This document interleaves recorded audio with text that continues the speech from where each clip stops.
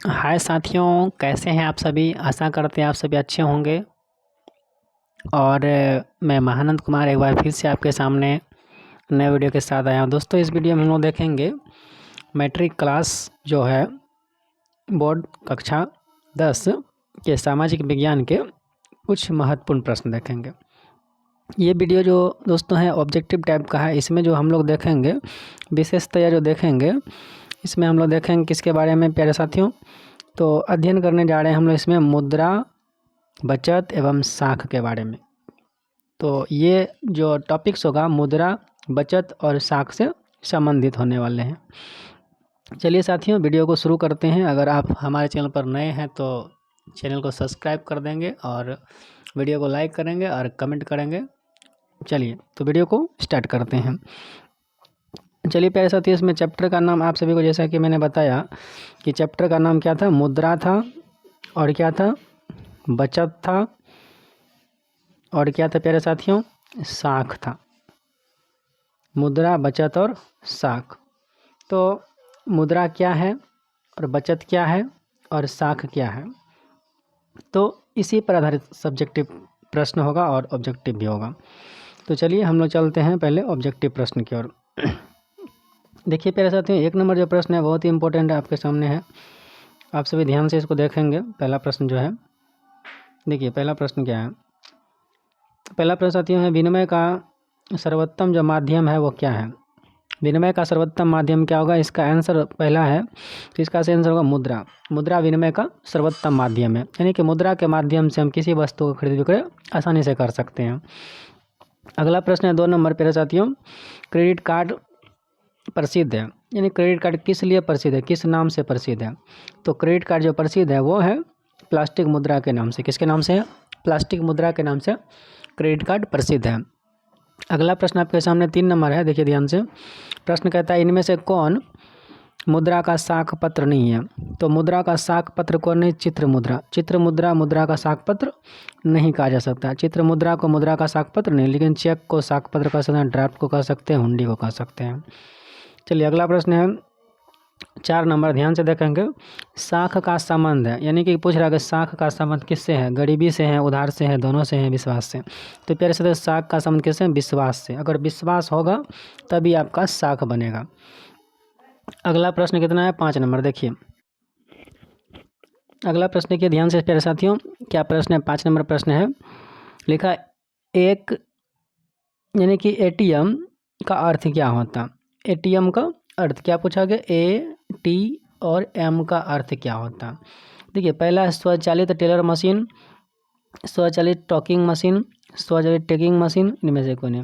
मेरे साथ ये एटीएम जो होता है ना, एटीएम एक प्रकार के स्वचालित टेलर मशीन होता है, यानी कि automatic teller machine. A for the automatic, T for the teller, M for the machine, यानी कि स्वचालित टेलर मशीन। चलिए अगला पॉइंट बहुत इंपॉर्टेंट प्रश्न है, वीवीआई प्रश्न है ये एग्जाम के दृष्टिकोण से, ध्यान से देखिए। प्रश्न कहता है रूस की मुद्रा है, यानी कि रूबल, डॉलर, रियान, पाउंड। तो रूस की मुद्रा क्या है, रूबल। रो से रूस, रो से रूबल।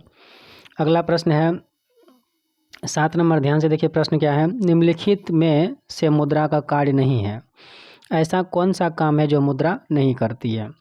ऑप्शन ए है मूल्य का मापन, ऑप्शन 2 है मूल्य का संचय, मूल्य का हस्तांतरण, विनिमय का माध्यम। तो इसका सी नंबर हो गया, मूल्य का हस्तांतरण नहीं करता है, मुद्रा का यह काम नहीं है। चलिए अगला प्रश्न है 8 नंबर, प्रारंभिक अवस्था में मनुष्य अपनी आवश्यकता की पूर्ति करते थे। प्राचीन काल में वो किसी अपनी इच्छा की पूर्ति वस्तुओं के आदान प्रदान से कर लेते थे। कैसे कर लेते थे, वस्तुओं के आदान प्रदान से। अगला प्रश्न कहता है, इनमें कौन विधिग्राही मुद्रा है। तो विधिग्राही मुद्रा किसको, 10 रुपये के नोट को कहा जाता है। किसको कहा जाता है, 10 रुपये का नोट को, यानी कि कोई भी नोट होगा उसको विधिग्राही कह सकते हैं। अगला प्रश्न है बहुत इंपॉर्टेंट प्रश्न है, 1 रुपये के नोट कौन जारी करता है। तो केंद्रीय बैंक। कौन बैंक करता है, केंद्रीय बैंक, जिसको सेंट्रल बैंक कहा जाता है, वो 1 रुपये के नोट को जारी करता है। अगला प्रश्न बहुत इंपॉर्टेंट, मुद्रा वह धोड़ी है जिसके चारों ओर संपूर्ण आर्थिक विज्ञान चक्कर काटते, किसने कहा था। तो इसका सही आंसर होगा काउथर ने। किसने कहा था, काउथर ने कहा था मुद्रा वह धोड़ी है जिसके चारों ओर संपूर्ण आर्थिक विज्ञान चक्कर काटता है। अगला प्रश्न प्यारे साथियों है साख का अर्थ क्या होता है? साख का अर्थ जो होता है ना, विश्वास करना भी होता है और ऋण लौटाने की क्षमता भी होता है। साख का अर्थ क्या होता है? विश्वास करना भी होता है और ऋण को लौटाना भी होता है। चलिए अगला प्रश्न देखते हैं साथियों, यह है मुद्रा का कार्य। मुद्रा का क्या कार्य है? तो मुद्रा का मापन भी है, संचय भी है, भुगतान भी है। मुद्रा से हम किसी चीज़ की वस्तु का मूल्य भी माप सकते हैं, मुद्रा को संचय भी कर सकते हैं, मुद्रा से किसी वस्तु का भुगतान भी कर सकते हैं। तो इनमें सभी हो जाएगा। अगला प्रश्न है 14 नंबर, विनिमय का सर्वोत्तम माध्यम क्या है? तो सबको पता मुद्रा होगा, मुद्रा से आसानी से विनिमय हो सकता है। तो विनिमय का सबसे अच्छा माध्यम क्या होगा? मुद्रा होगा। फिर देखिए साथियों, एक प्रश्न आ गया, मुद्रा वह धुरी है जिसके चारों ओर अर्थ विज्ञान चक्कर काटते हैं, किसने कहा था? चलिए अगला प्रश्न देखते हैं उसे, मुद्रा का प्राचीनतम रूप क्या है?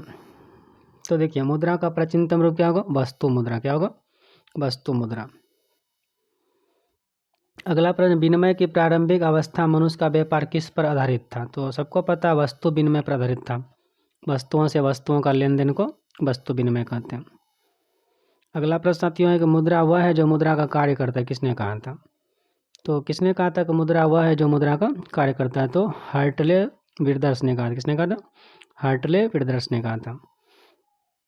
साख का प्रयोग होता है, किस में होता है? तो लिखा है, इसका सही आंसर हो जाएगा, उपभोग के लिए भी होता है और विनियोग के लिए भी होता है। अगला प्रश्न है, व्यावसायिक बैंकों द्वारा किए जाने वाले ऋण को क्या कहते हैं? तो इसको साख मुद्रा भी कहते हैं, बैंक मुद्रा भी कहते हैं। अगला प्रश्न है, मुद्रा की वैधानिक परिभाषा किसने दिया था? वैधानिक जो देते हैं प्रोफेसर नेप ने दिया था। बहुत इंपॉर्टेंट है, मुद्रा का परिभाषा जो दिया था वैधानिक रूप से, किसने दिया था? नेप ने दिया था। किसने दिया था? नेप ने।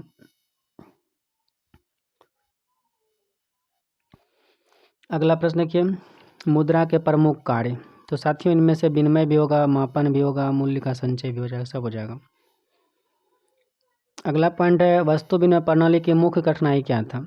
इसका जो मुख्य कठिनाई था ना, मूल्य के मापन में कठिनाई हो रहा था और दोहरे संयोग का अभाव हो रहा था। यानी कि इसका सही आंसर होगा ए और बी दोनों। अगला प्रश्न है, किस धातु का मुद्रा के रूप में सर्वाधिक प्रयोग हुआ था? सबसे अधिक जो प्रयोग हुआ था, प्यारे साथियों आप लोग पढ़े होंगे प्राचीन काल में सबसे अधिक जो प्रयोग हुआ था वो क्या था? तो इसी का हुआ था। किसका हुआ था?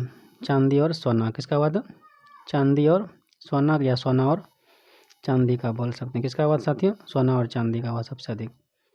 तो इसका आंसर क्या हो जाएगा? D number. क्या हो जाएगा? डी नंबर से सोना और चांदी। अगला प्रश्न साथियों देखिए क्या है, लिखा मुद्रा का प्राथमिक कार्य क्या होता है? तो प्राथमिक कार्य जो होता है साथियों क्या होता है? प्राथमिक कार्य अगर देखा जाए तो इसका हो जाएगा विनिमय का माध्यम। क्या हो जाएगा? विनिमय का माध्यम। प्राथमिक काम क्या हो जाएगा? विनिमय का कार्य। अगला प्रश्न देखिए क्या है, देखिए प्रश्न क्या निम्नांकित में क्या पूछा गया साथियों? निम्नांकित में विधिग्राह मुद्रा कौन है? तो विधिग्राह मुद्रा इसका आ जाएगा, विधिग्राह की बात कहा जा रहा है तो इसका आ जाएगा ए नंबर, नोट और सिक्के दोनों हो जाएगा। क्या हो जाएगा? नोट और सिक्के दोनों हो जाएगा विधिग्राह मुद्रा। अगला प्रश्न है 27 नंबर, निम्नलिखित में किस मुद्रा में वहनीयता अधिक होती है? यानी वहन करने की क्षमता अधिक होता है, जिसको एक स्थान से दूसरे स्थान ले जा सकते हैं। इसका सही आंसर हो जाएगा पत्र मुद्रा। क्या हो जाएगा? पत्र मुद्रा। चलिए अगला प्रश्न है, हमारे देश में क्या पूछा गया? हमारे देश में किस मुद्रा को वैधानिक मान्यता प्राप्त है? हमारे देश में किस मुद्रा को वैधानिक मान्यता प्राप्त है? तो इसका जो सही आंसर होगा प्यारे साथियों, सही आंसर पत्र मुद्रा। क्या जाएगा? पत्र मुद्रा। चलिए अगला प्रश्न में चलते हैं, मुद्रा के क्या क्वेश्चन है प्यारे साथियों? देखिए मुद्रा के प्रयोग से किसको लाभ हुआ है? तो मुद्रा के प्रयोग से किसको लाभ हुआ? तो यानी कि उपभोक्ता को भी लाभ हुआ जो किसी वस्तु को खरीदता है, और उत्पादक को भी जो किसी वस्तु को बनाता है। अगला फिर प्रश्न आ गया साथियों, देखिए यहाँ पे वही कुछ प्रश्न आ गया फिर से, निम्नलिखित में विधिग्राह मुद्रा कौन है? आपको पता है विधिग्राह मुद्रा जो होता है यानी नोट और सिक्का दोनों हो सकता है। अगला पॉइंट है, बचत को प्रभावित करने वाले कारक कौन हो सकता है? ऐसा कौन कारक है जो बचत को प्रभावित करने वाला कारक है? तो इसका सही आंसर जो होगा तीनों हो जाएगा, बचत की क्षमता भी होगा, इच्छा भी होना चाहिए और सुविधा भी होना चाहिए बचत करने का। अगला प्रश्न कहता है, इसमें देखिए ध्यान से, मुद्रा के प्रयोग से किसको प्रोत्साहन मिला है? तो प्रोत्साहन जो मिला ना, बचत का प्रोत्साहन हुआ, पूंजी का निर्माण हो रहा है, ऋण का लेन देन भी, ऋण सभी हो जाएगा, डी नंबर सही हो जाएगा।